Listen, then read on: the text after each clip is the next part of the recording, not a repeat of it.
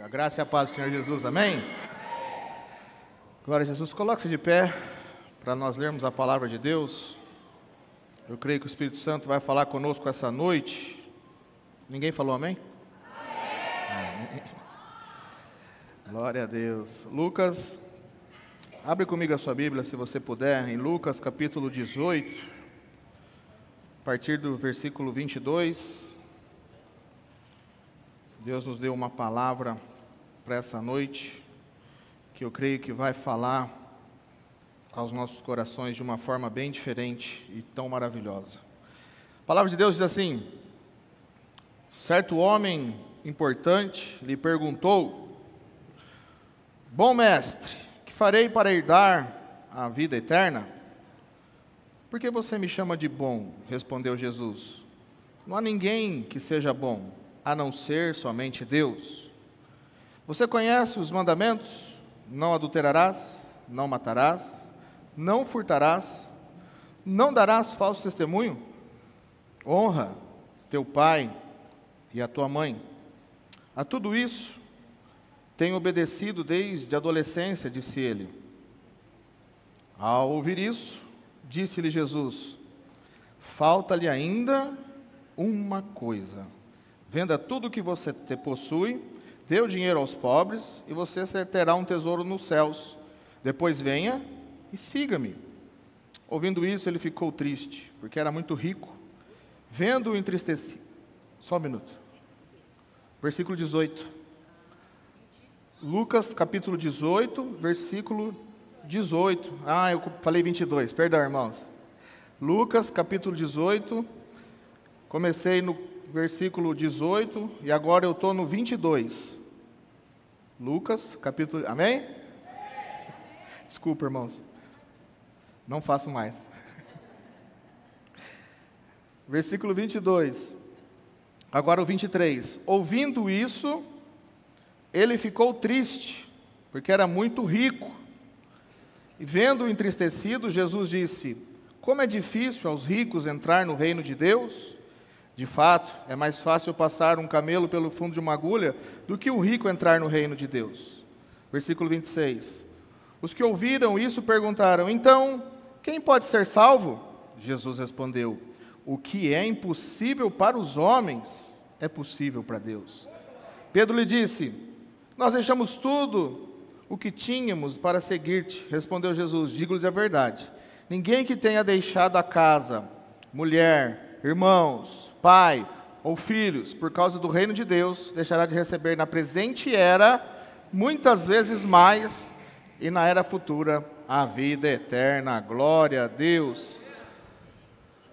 Essa noite eu quero pregar sobre a seguinte mensagem: eu sou completo se... Feche seus olhos e você vai entender mais tarde. Espírito Santo, fala conosco essa noite mais uma vez, é a tua palavra que está sendo lida, vem sobre nós. Senhor, toma essa igreja, porque o Senhor é o dono dela, o pastor, aquele que nós queremos adorar para sempre. Nós rendemos ao Senhor o nosso louvor, a nossa adoração. Estamos aqui, Senhor, por causa do teu amor, da tua glória. Enche-nos essa noite, que nós possamos ser completamente transbordados da tua presença, Espírito Santo.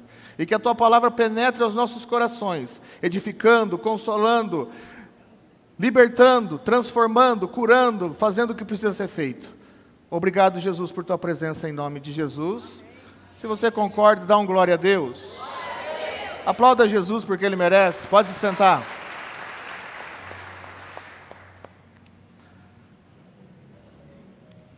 Você percebe nesse texto que um jovem, uma pessoa que chegou até Jesus questionando, perguntando algo para Jesus, de uma base. Qual era a base desse jovem? A base deste jovem era uma base próspera. Ele procurou Jesus não pela miséria ou pela pobreza que ele vivia. Ele não procurou Jesus por uma situação terrível de carência, de pobreza, de escassez. Mas ele vai até Jesus de uma plataforma, de uma base de prosperidade. E você vai perceber que a pessoa do texto, o jovem, era rico, tinha muito dinheiro. E ele pergunta para Jesus, questionando Jesus, o que ele precisava para herdar a vida eterna. E a questão é, por que esse jovem, essa pessoa que tinha tantos bens, que tinha tantas propriedades, tinha fartura, não precisava de nada aqui na terra que o dinheiro não pudesse comprar, mas o que aconteceu com esse coração que foi incomodado ao ponto de procurar a Jesus e com certas dúvidas e questionamentos, porque o resultado dessa pergunta é de algumas meditações e pensamentos que incomodavam esse homem. Porque se estivesse tudo bem, não tinha por que fazer a pergunta para Jesus, não tinha por que buscar a Jesus. Se estivesse tudo bem, nós não teríamos esse texto. E então você vai perceber que essa pergunta tem algo por trás. Toda pergunta tem algo por trás. E a pergunta dele não era exatamente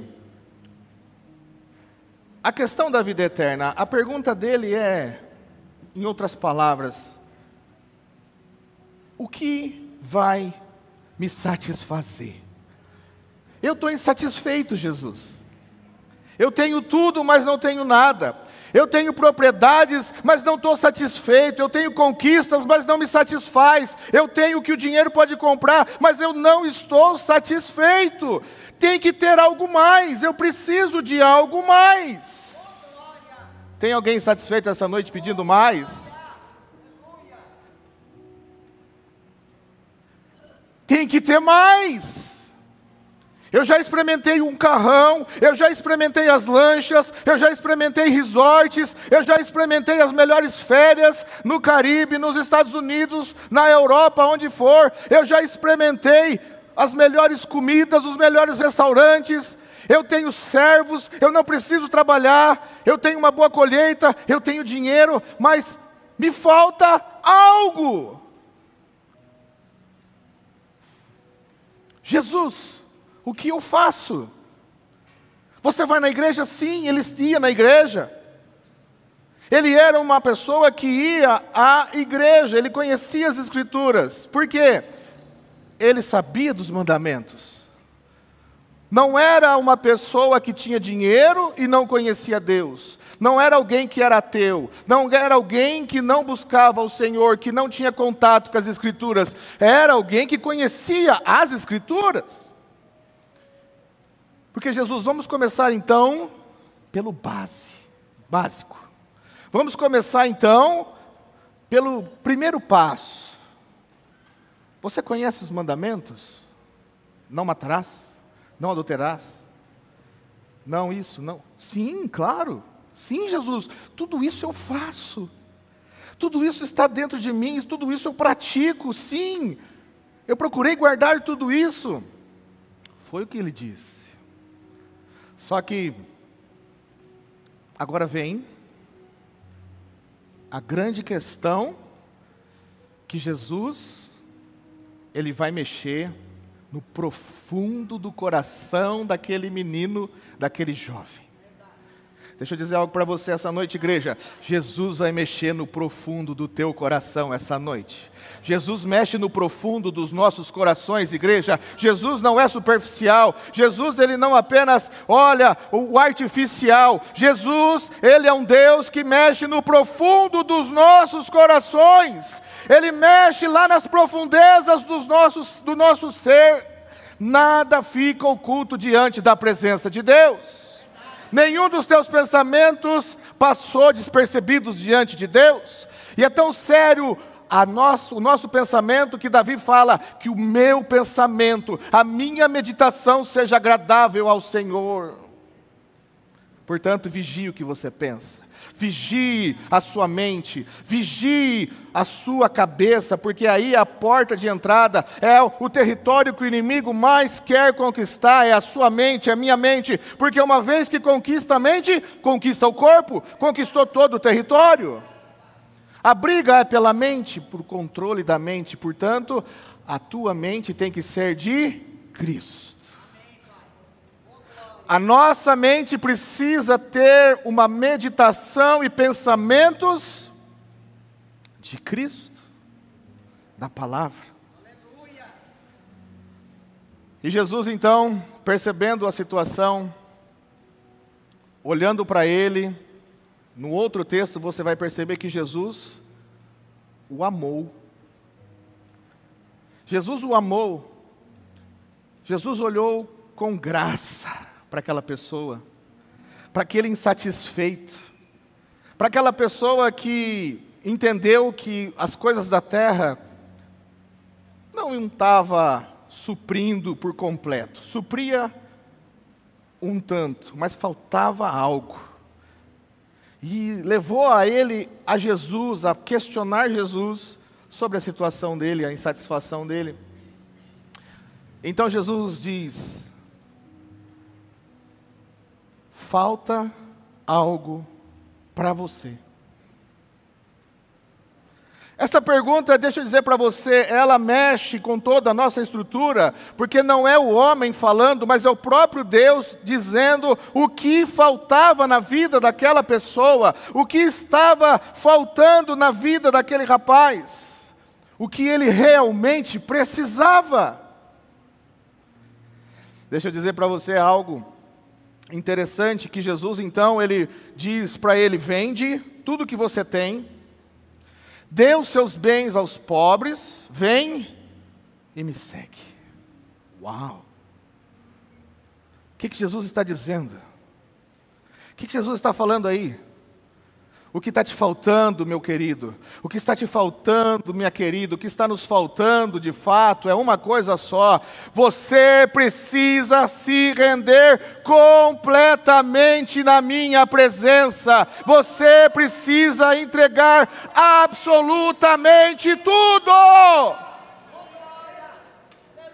Eu não sou um Deus que quer meias coisas, metade, 90%. Ele é o Deus absoluto, Ele é o Deus do 100%. Ele é o Deus total. Ele não vai negociar, Ele quer tudo ou nada. Eu estou pregando para alguém aqui essa noite? Eu não sei para quem eu estou pregando, mas dá um glória porque eu estou pregando para você. Se Deus está falando com você, glorifique.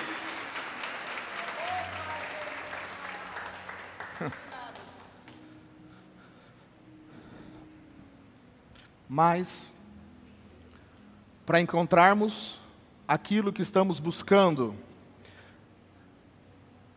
para que nós possamos realmente receber, mudanças são necessárias. Para encontrarmos a satisfação, precisamos de mudanças. Jesus estava dizendo para ele que ele precisava de uma mudança. Para ele receber a satisfação, para ele ser completo, para ele receber a felicidade, para ele encontrar o que ele buscava, ele precisava renunciar, ele precisava se entregar, ele precisava confiar. Deus está buscando certas renúncias da minha vida e da sua vida. Deus quer não só que você venha na igreja, mas Ele quer o seu tempo. Muitas vezes Ele quer a sua atenção. Ele vai requerer de nós certas renúncias. Oh, glória! Oh, glória! Porque, mesmo que as nossas renúncias custem para nós, nunca será maior do que a renúncia dEle, porque Ele renunciou tudo. Ele se entrega completamente. Não é justo nos entregarmos metade, 30%, 40%, mas Ele também quer uma entrega absoluta e total. E você vai perceber que Jesus vai falar para ele algo muito interessante. Vem e segue. O que você está querendo, eu tenho. O que você está buscando, eu sei que você quer, eu tenho. Você já viveu o evangelho natural, você já viveu nas leis, você tem uma boa vida, você tem caráter, você tem uma vida cristã exemplar, você paga as contas em dias, você faz tudo certo, sim, mas está te faltando alguma coisa, falta algo para você. Você precisa me seguir, você precisa estar comigo mais, para conhecer o verdadeiro poder, a verdadeira glória, o sobrenatural. Você vai ver isso continuando no texto, porque ele fica triste, ele fica preso. Ele vai embora porque ele tinha muitos bens, ele não conseguiu fazer a renúncia. Não confunda, não julgue esse rapaz mal. Não era soberbo. Ele não era soberbo. Eu não posso apontar soberba nele. Tinha dificuldades com renúncia, igual eu e você. Pessoas reais têm dificuldades em entregas. Sim ou não? Pessoas reais têm dificuldades em dar coisas para Deus que custam algo. Era uma crise que ele estava vivendo. Ele queria, mas não tinha forças. Já viu alguém assim? Que quer fazer algo, mas não consegue? Deseja buscar mais, mas parece que não tem forças? Era a situação desse rapaz. Ele queria mais, mas ele não conseguia. Não julgue ele. Não era uma pessoa arrogante ou petulante. Era uma pessoa que estava em crise com problemas de entrega. Mas eu não tenho problemas com isso. Calma, você não teve na situação dele. Por muito menos a gente não quer entregar, e não temos nem talvez metade do dinheiro que nós estamos falando que esse homem tinha, e já nos achamos alguma coisa. Cuidado. Não há muita diferença entre nós e esse rapaz. Aí entra os discípulos e faz a pergunta. Jesus falou, olha, é difícil um rico se salvar. Essa pessoa encontrar salvação. Aquele que deposita a sua confiança nos bens materiais, aqui nas coisas da terra. É mais fácil um camelo passar pela agulha do que um rico entrar no céu. Os discípulos ficam assustados e perguntam, mas então quem vai ser salvo? Quem irá ser salvo? O que é impossível para o homem é possível para Deus. Ou seja, no mesmo texto, Jesus está então dizendo algo que eu entendo que aconteceu aqui. Jesus estava dizendo, convidando aquele menino, aquele jovem, aquela pessoa rica, para viver a experiência mais poderosa de sua vida, o andar no sobrenatural. Jesus estava dando para ele a oportunidade de viver o evangelho pleno e completo, o evangelho verdadeiro, o evangelho poderoso, a palavra, aquilo que Deus nos criou para viver completamente tudo que Deus preparou para mim e para você. Aquele menino, aquele rapaz vivia uma parte, ele sabia que faltava algo, ele não era pleno, ele não era completo. Então Jesus mostrou, olha, o que está faltando para você, o que você está me pedindo é o sobrenatural. E eu tenho o sobrenatural, igreja, casa de adoração. Deus tem o sobrenatural para você.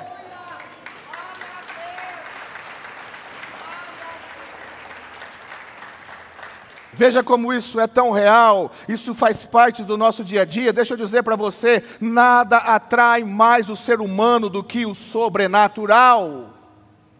Nada atrai mais as pessoas pelo sobrenatural. O diabo sabe disso, Deus sabe disso. O sobrenatural é atraente. Nós temos um apetite pelo sobrenatural. Nós vemos isso tremendamente dentro da igreja. O dom profético, a profecia, ele é um dom sobrenatural. Aleluia. E isso atrai as pessoas, o ministério de cura, o ministério profético. O sobrenatural é atraente e é para nós, é para a igreja, é um presente que Deus deu para você e para mim. E nós não podemos abrir mão do que Deus deu para nós. Diga para a pessoa que está do seu lado, eu não vou abrir mão de tudo que Deus tem para mim. Não abra mão de tudo. Veja a estratégia do diabo, de Satanás no Egito, quando Moisés vai a Faraó, quando Moisés vai falar assim, deixa o meu povo que vá, aí Faraó fala assim, então vai, mas leva só os homens, vocês homens podem ir, mas as mulheres, as crianças, os animais ficam. Olha a estratégia. Será que Moisés ia trocar o tudo de Deus por metade? Satanás vem então trazendo a metade. Olha, se contenta com isso. Toda essa bênção aqui, você não quer metade da bênção? Você não quer metade do que Deus falou? Pode ser isso, vamos adaptar. Talvez Deus falou dessa forma. Não, Deus é o Deus do total. Ele faz o melhor. Deus é grande. Não negocie. Às vezes ficamos com medo e negociamos. Ah, Deus trouxe esse rapaz, mas o rapaz não é bom. Você está vendo que não é para fazer, mas e se eu ficar sozinha? E se não tiver outro? E se não tiver? E se eu morrer sozinha? E se eu não achar mais ninguém? E se ninguém mais querer? Não negocie, o medo não pode te controlar. O medo não te controla, porque se Deus falou, e Ele fala, Ele é o Deus que cumpre. Por que Ele vai te dar algo que não é bom? Mas parece que é bom, Guto. Quantas vezes nós trocamos o mais ou menos? Quantas vezes aceitamos o mais ou menos? Ah, você está sendo petulante, você não está sendo humilde. Não há humildade quando Deus falou. O que Deus falou tem que se cumprir, custe o que custar. Não há negociação com as palavras de Deus.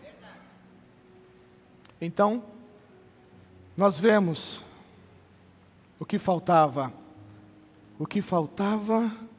para esse menino, para esse homem, né?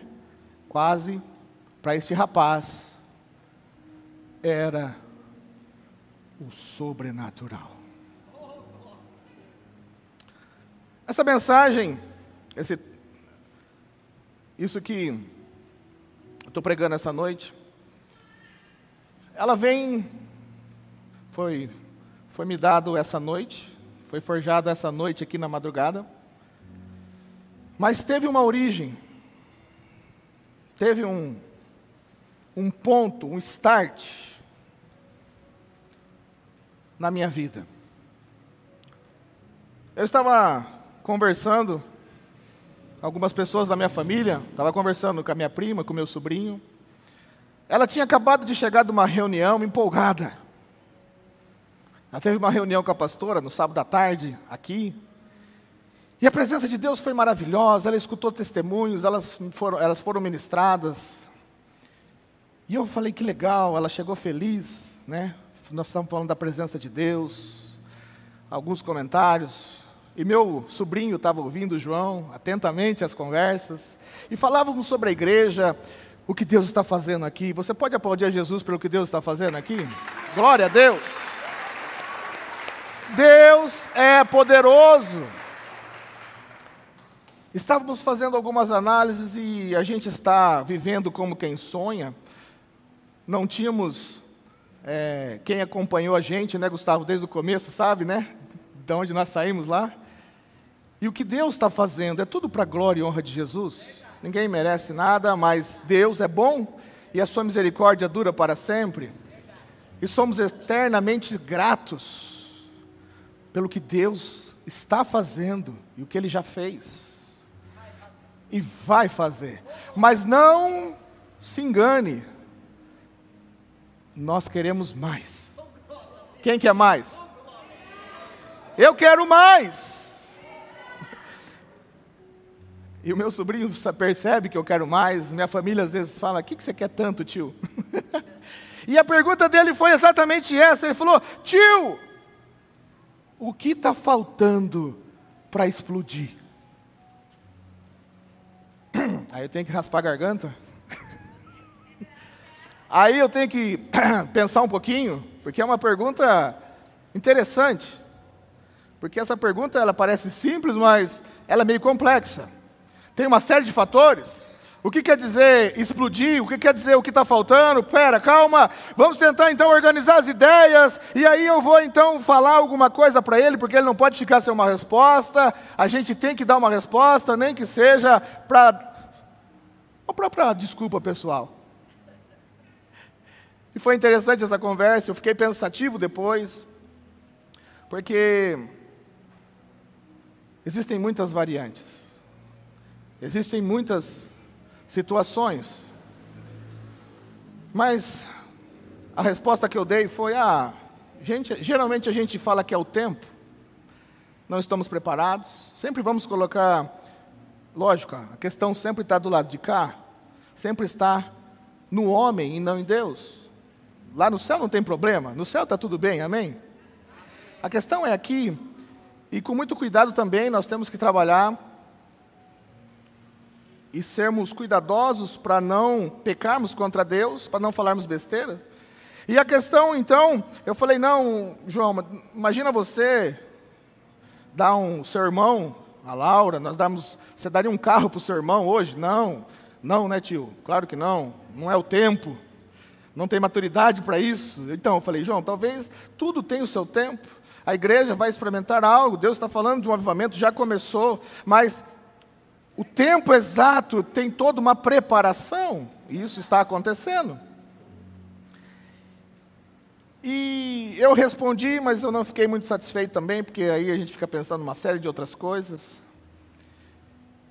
Então, Deus me deu esse texto da palavra, aonde eu comecei a ver sobre coisas que estavam faltando.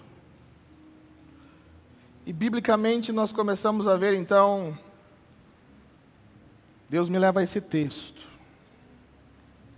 Um jovem que Jesus falou, falta o sobrenatural. Falta uma renúncia maior. Falta uma entrega completa. Falta um desprendimento maior. Falta o que diz a palavra. Então eu fui buscar outros textos, que a Bíblia diz, em Tiago 1,15, sabedoria. Quem não tem sabedoria, peça a Deus, e Ele vai dar. Mas que sabedoria é essa?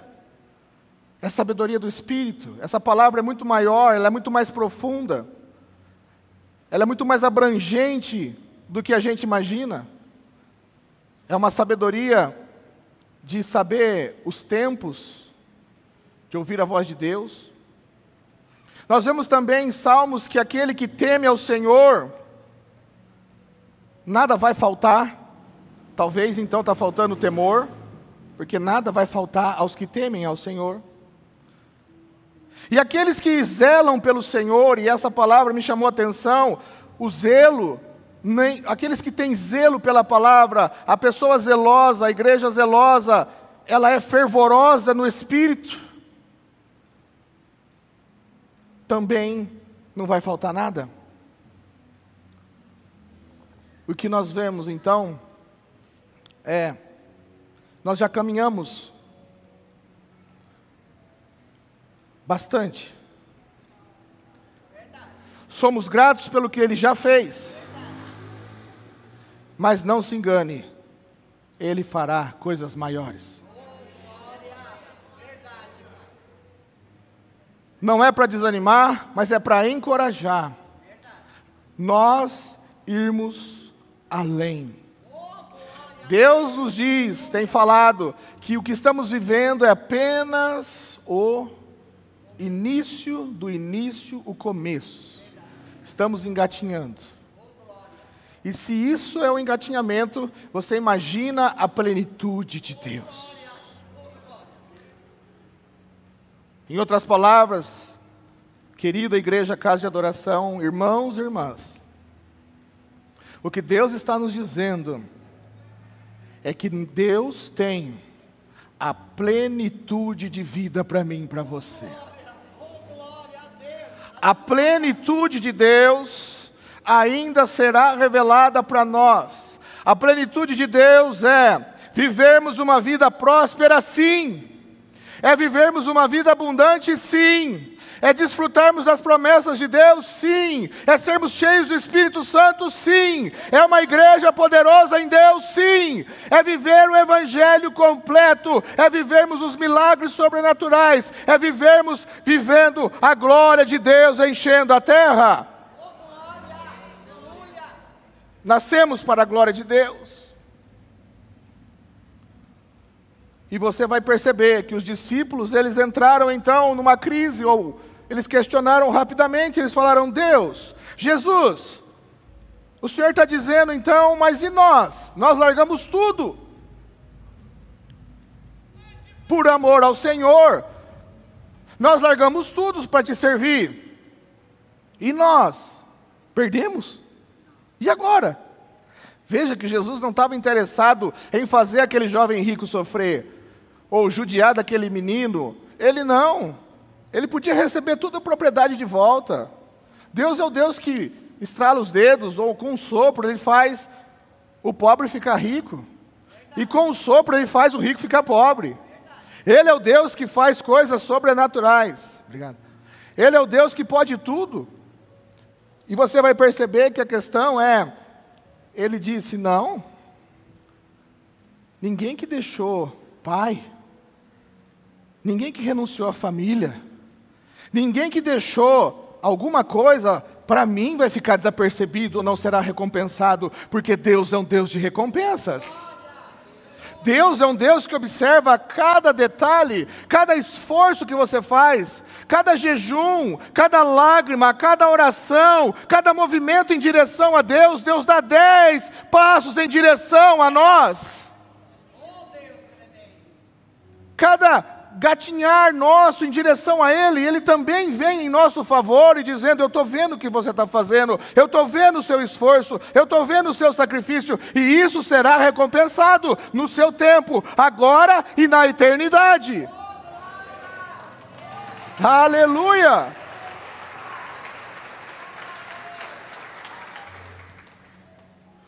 Nós queremos o céu. Quantos querem o céu? Quantos querem ir para o céu? Levante a sua mão. Aleluia! Fala firme, para o diabo ouvir. Você vai para o céu, amém? Mas há uma ideia mentirosa, que você está aqui, e a gente viveu muito tempo preso, que nós apenas temos que viver aqui sofrendo, nos acostumarmos com tudo, porque em breve vamos para o céu. Isso aí tem uma certa verdade, mas não é completa. Porque nós estamos vendo que nós podemos viver a realidade do céu aqui na terra. E se nós vamos viver essa realidade, muitas vezes nós vemos uma geração, eu acompanhei, eu peguei no final ainda de pessoas, na minha época, que a igreja ainda tinha um pouco de medo de estudar, era pecado. Por quê? Jesus está voltando, para que eu vou estudar se Jesus está voltando? É uma escatologia complexa. Muitas pessoas queriam casar logo, eu preciso casar. Eu lembro o pessoal dos jovens que precisava casar logo porque Jesus está voltando. Jesus está voltando, e esse medo de Jesus voltar nos faz não fazer o investimento. Isso é completamente errado. Lutero disse, o reformador, que mesmo que Jesus volte amanhã, ele planta uma árvore hoje. Não é porque Jesus está voltando que nós não podemos investir. Nós temos que investir, porque essa ideia de que Jesus vai voltar, e Ele vai voltar, amém, igreja? Jesus vai voltar, Jesus está voltando, mas eu não posso deixar de viver, de projetar, de abrir mão dos meus sonhos, porque Deus trabalha com sonhos. A linguagem do Espírito é uma linguagem de visão, é de sonhos, e Ele coloca visões, e nós não podemos deixar de fazer as coisas por medo, porque o medo não nos controla. Mas se Jesus voltar, tudo bem, nós fizemos o que tínhamos que fazer, nós vivemos tentando ou trabalhando para que a glória dele venha aqui na terra. Nós trabalhamos para que uma nova geração, para que possamos guardar aqui a terra, a igreja, os nossos filhos possam ir além de onde nós fomos, para que a próxima geração experimente um poderoso avivamento, que a próxima geração ocupe os lugares importantes da sociedade, que a próxima geração, que nossos filhos, os cristãos, sejam pessoas que têm um cargo de responsabilidade confiado por Deus e capacitados, porque são pessoas que buscaram a Deus. Nós cremos na plenitude. E isso não podemos abrir mão. É semelhante a um casamento onde Deus deseja, não um casamento para mim, para a Rebeca, em que a gente viva certas coisas, desfrute de pequenas coisas, ou deixe de outras coisas. Não, Deus deseja, no meu casamento, que eu tenha plenitude. Nós conversamos com casais e a gente faz certas perguntas de vivência, de comportamento, e há muitas dificuldades e nós percebemos, mas é pecado, é isso, aquilo? Não. A questão é o seguinte: você não está entendendo que Deus tem a plenitude, você está vivendo só partes. E essas insatisfações que nós vemos que Deus tem gerado dentro dos nossos corações, seja no casamento, seja no trabalho, seja na sua vida financeira, seja na igreja, seja no ministério, seja onde for, lá no fundo é o próprio Deus empurrando você e eu para mais, para o fresco, para aquilo que é fresco, para aquilo que é o melhor. Eu estava vendo também algo interessante para concluir, sobre a questão do frescor, como as coisas acontecem. O salmão é um peixe que os ursos comem.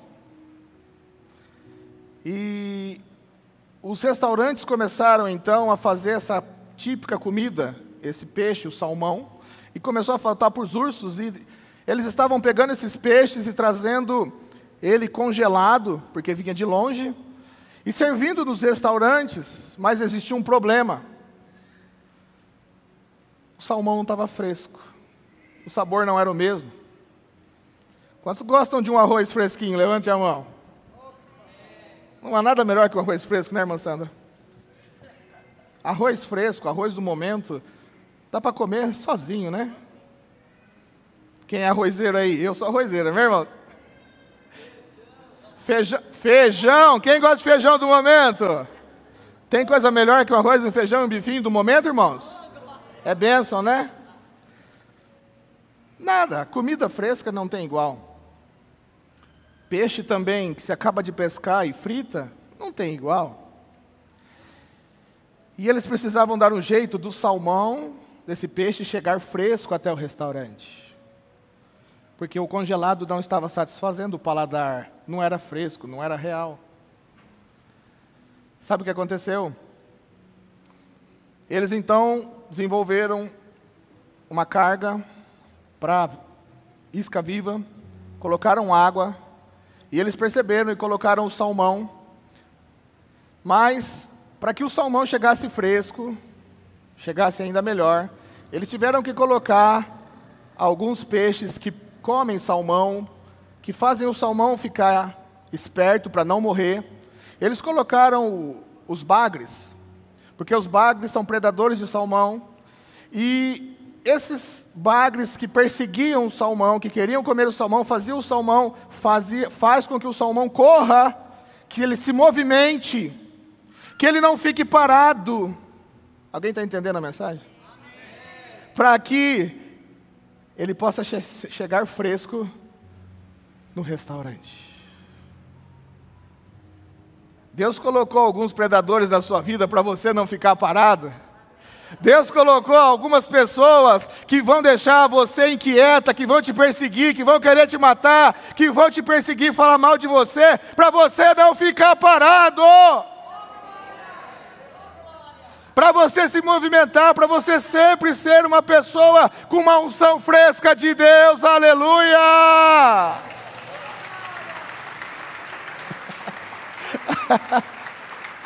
Você fica orando para esses predadores ir embora da sua vida, para sumir os inimigos, mas Deus não deixa o inimigo sumir, para você ficar mais arisco, para você depender mais de Deus. Você está entendendo o mistério? Deus coloca Faraó atrás do povo de Deus. Deus coloca o inimigo atrás do povo de Deus, para quê? Para Deus abrir o mar vermelho, para Deus mandar o maná, para Deus fazer um milagre, para a dependência continuar. Deus não quer uma igreja independente, mas quer uma igreja dependente da sua presença. Deus quer um povo que dependa da glória dEle. Deus quer homens e mulheres, filhas e filhos que dependam de sua presença.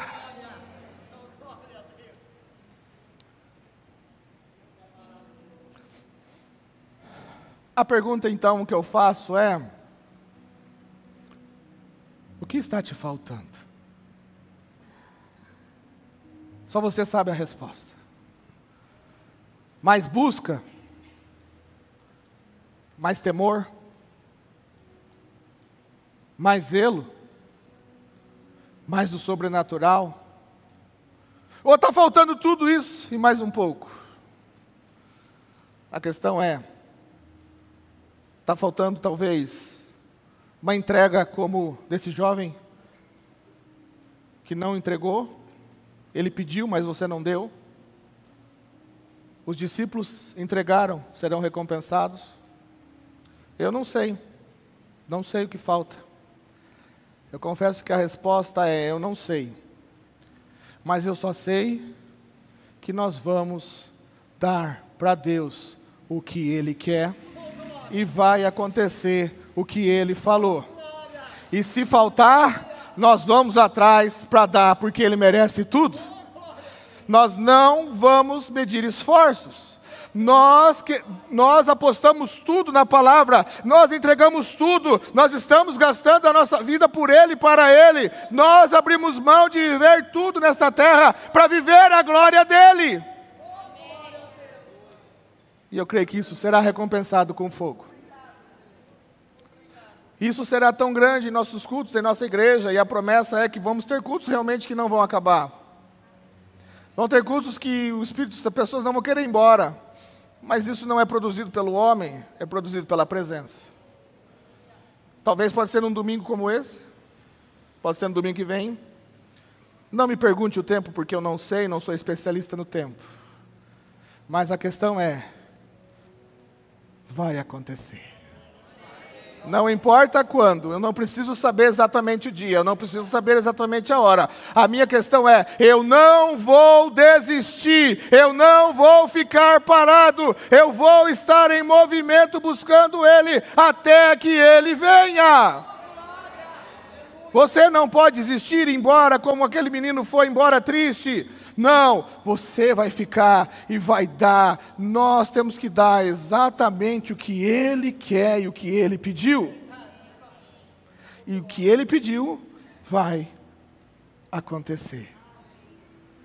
Deus não pede nada para nós que nós não podemos dar. Deus pede coisas reais, completamente possíveis. Só que essa noite Ele está te empurrando para um passo maior. Se você talvez já deu 10 passos, Ele está te empurrando para o 11º. Se você deu um passo, Ele está te empurrando para o 2º. Se você deu 50 passos, é para você dar o 51º. A questão é: não fique parado.